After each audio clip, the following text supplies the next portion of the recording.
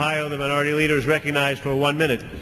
Let me thank my colleague from Michigan for yielding and congratulate him and our Republican whip, Eric Cantor, for the proposal that they have on the floor.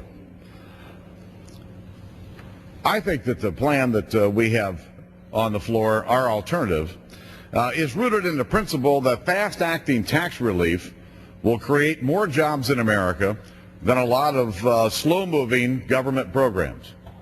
The bill that we have on the floor, the underlying bill, has, as an example, 32 brand new government programs that spend $136 billion. Now, we all know how long it takes to get a new program up, the bureaucracy that has to be hired, before we can ever get that money out into the economy. We also know there's a lot of other spending in this bill that, while it may be well-meaning, it may be well-intentioned, we know it's not going to create jobs. You know, sending $300+ million to the Center for Disease Control to do whatever is not going to create new jobs in America. We're going to build bigger bureaucracies. Or we can talk about the $650 million that's going to be spent with digital TV coupons. Now, this looks like a slush fund to me because about 94% of the old TVs that need these boxes to receive signals have already been purchased. So only about 6% of the TVs in America actually need these boxes. So that would be about 30 or 40, maybe $50 million. What's the other $600 million going to be used for? The point is that the underlying bill, while it certainly has some good provisions, has a lot of wasteful spending, a lot of slow-moving government spending in it. When I gave Ms. Pelosi the gavel on the opening day as Speaker of the House, I told her that Republicans would not come to the floor and just be the party of no, that we would try to be the party of better ideas. And last week when we had the S-chip bill on the floor, we brought a proposal out here which we thought was a better idea.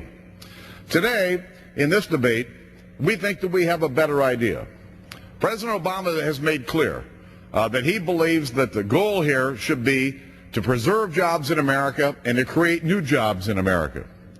And I think that the proposal that we have that puts more money back in the hands of American families and small businesses, that helps homeowners and people who want to buy a home, and that takes away the tax liability for those who are unemployed and getting unemployment insurance, that this bill, in fact, will be better for the American people, that better meets the goal that the president himself has outlined.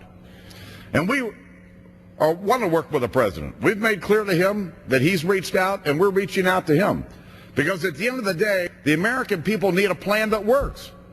We all know our economy is in a difficult strait.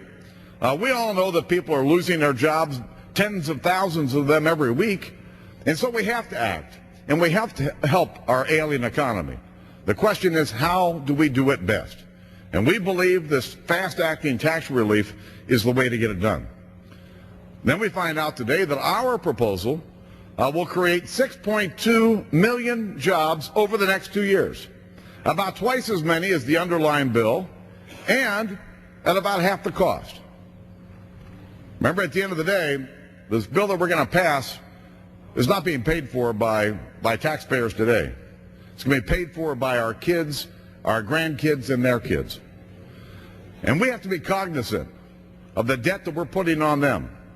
And so I would urge my colleagues to support the Republican substitute, support a bill that will create 6.2 million jobs, twice as many as the underlying bill, at about half the cost. And I yield back the balance. So he yields back the balance of his time. The gentleman